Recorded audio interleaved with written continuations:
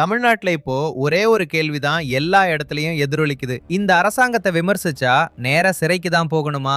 ஒரு யூடியூபர், ஒரு கேமரா, ஒரு கருத்து, அவ்வளவுதான். ஆனா அதுக்காகவே போலீஸ் அவர் வீட்டுக்கு வந்து அவரை இழுத்துட்டு போயிருக்காங்க. நம்ம ஊர்ல லட்சக்கணக்கான மக்கள் பாக்குற கேக்குற மரிதாஸ் இன்னைக்கு போலீஸ் கஸ்டடியில இருக்கார். காரணம் ஒண்ணுதான், அவர் சிஎம் விஜயோட புது அரசாங்கத்தை அமைச்சர்களை வாயோட விட்டு வைக்காம விமர்சிச்சிட்டார். இது வெறும் ஒரு கைது இல்ல, இது தமிழகத்தோட கருத்து சுதந்திரத்துக்கு போட்ட சவால். நான் உங்க ஜீவா கார்த்தி, இது உங்க வீட்டு செய்தி. செய்திகள் பின்ன என்ன உண்மை இருக்குதுன்னு தெரிஞ்சுக்கணும்னா சப்ஸ்கிரைப் பட்டனை அழுத்துங்க.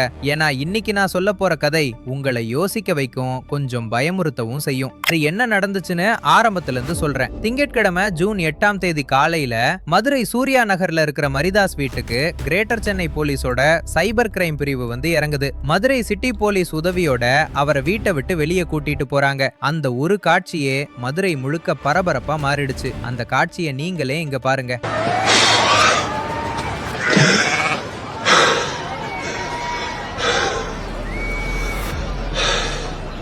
அவர் அங்கேயே விசாரிக்காம நேரா சென்னைக்கு கொண்டு வந்திருக்கிறாங்க.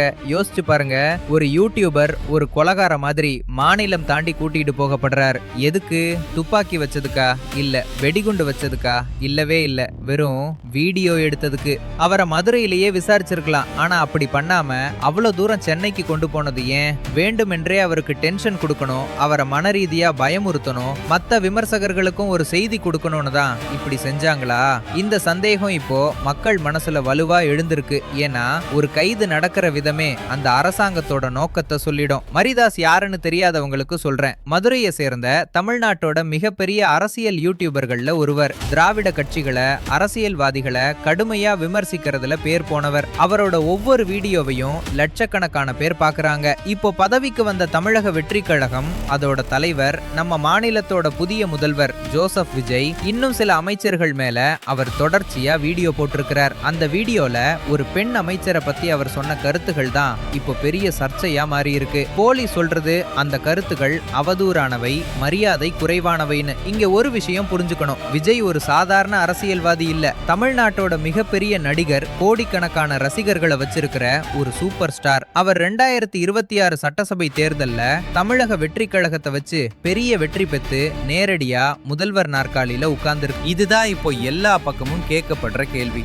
இந்த கைது நடந்து சில மணி நேரத்திலேயே தமிழக அரசியல் களம் கொந்தளிச்சு போச்சு. முதல்ல பற்றி எரிஞ்சது பாஜக. தமிழ்நாடு பாஜக தலைவர் நாராயணன், திருப்பதி நாராயணன் திருப்பதி, மரிதாச உடனடியா விடுதலை செய்யணும்னு கோரிக்கை வச்சார். அவர் சொன்ன ஒரு வார்த்தை தான் இப்போ எல்லா இடத்திலையும் வைரல் ஆகுது. அவர் டிவிகே கட்சிய திமுகவோட இன்னொரு வடிவம்னு சொல்லி தாக்கினார். கருத்து சுதந்திரத்தை இந்த அரசாங்கம் நசுக்குதுன்னு நேரடியா குற்றம் சாட்டினார். அத்தோட நிக்கல, தமிழிசை சவுந்தரராஜன் தமிழிசை, சீமான் டிடிவி தினகரன் கட்சி வித்தியாசம் இல்லாம பல தலைவர்கள் இந்த கைதை கடுமையா கண்டிச்சாங்க. அவங்க என்ன சொன்னாங்கன்னு இங்க பாருங்க. பார்த்தால் விஜய் ஒரு பொம்மை முதல்வர் என்று கூறியுள்ளார். மேலும் இன்றைய பொதுப்பணித்துறை அமைச்சர் ஆதவ் அர்ஜுனாவின் உறவினர் ஜான் கிரிட்டோ என்பவர் அமலாக்கத்துறையால் சர்வதேச போதைப் பொருள் கடத்தல் மாஸ்டர் மைண்ட் என கூறப்பட்டுள்ளது பற்றி மாரிதாஸ் பேசியிருக்கிறார். யோசிச்சு பாருங்க, வழக்கமா ஒருத்தர் தாக்கிக்கிற இந்த தலைவர்கள் எல்லாம் இந்த ஒரு விஷயத்துல மட்டும் ஒரே குரல்ல பேசுறாங்க. அப்போ இது சாதாரண விஷயம் இல்லன்னு புரியுதுல்ல.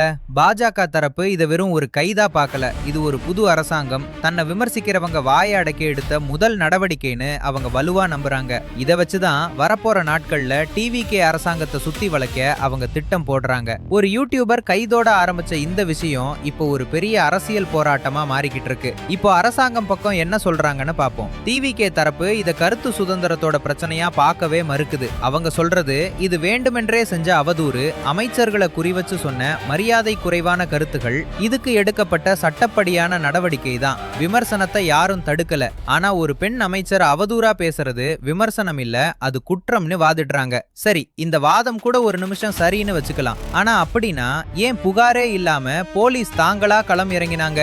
ஏன் மற்ற விமர்சகர்கள் மேல இல்லாத வேகம் மரிதாஸ் மேல மட்டும்? இந்த கேள்விகளுக்கு பதில் இல்லாத வரைக்கும் மக்களோட சந்தேகம் தீராது. இப்போ வரும் இந்த கதையோட மிகப்பெரிய திருப்பத்துக்கு. அரசாங்கத்துக்கு ஒரு பெரிய அடி. சில தகவல்களின்படி மரிதாஸ் மேல போடப்பட்ட ஒரு எஃப்ஐஆரை சென்னை உயர் நீதிமன்றம், அதாவது மெட்ராஸ் ஹைகோர்ட் ரத்து செஞ்சிருக்கு. அதாவது கோர்ட்லயே அரசாங்கத்துக்கு பின்னடைவு. இது மரிதாஸ ஆதரிக்கிறவங்களுக்கு ஒரு பெரிய பலம். பாருங்க, கோர்ட்டே இது தப்புன்னு சொல்லிடுச்சுன்னு அவங்க. ஒரு பக்கம் கருத்து சுதந்திரம், இன்னொரு பக்கம் மரியாதைன்னு இரண்டு வலுவான கருத்துக்கள் மோதிக்குது. இப்போ உண்மையான கேள்விக்கு வரோம். இது மரிதாஸ் ஒருத்தரோட பிரச்சனை இல்ல. நாளைக்கு நீங்க, நான், யாராவது ஒருத்தர் ஒரு அரசியல்வாதியை விமர்சிச்சா அதுக்காகவே நம்ம வீட்டுக்கு போலீஸ் வந்தா, இந்த ஒரு கைது தமிழ்நாட்டோட ஒவ்வொரு யூடியூபருக்கும், ஒவ்வொரு பத்திரிகையாளருக்கும், சாதாரண சமூக வலைதள பயனாளருக்கும் ஒரு செய்தியா இருக்கு. அந்த செய்தி என்ன?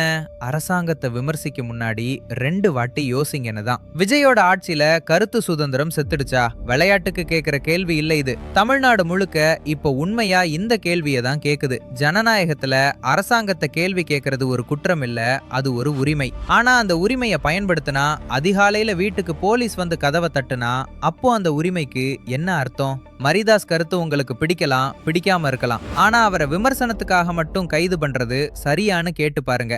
ஏன்னா இன்னைக்கு அது அவருக்கு, நாளைக்கு அது யாருக்கு வேணும்னாலும் நடக்கலாம். ஒரு பக்கம் அரசாங்கம் சொல்றது சட்டத்தை மீறி யாரும் அவதூறு பேசக்கூடாது. இன்னொரு பக்கம் எதிர்க்கட்சிகள் சொல்றது விமர்சனத்தை அடக்க கையில இருக்கிற அதிகாரத்தை அரசாங்கம் தவறா பயன்படுத்துது. நீங்க யார் பக்கம்? உங்க கருத்து என்ன? இந்த மரிதாஸ் கைது நியாயமா, இல்ல இது கருத்து சுதந்திரத்துக்கு வந்த ஆபத்தா? கீழ் கமெண்ட்ல கண்டிப்பா சொல்லுங்க.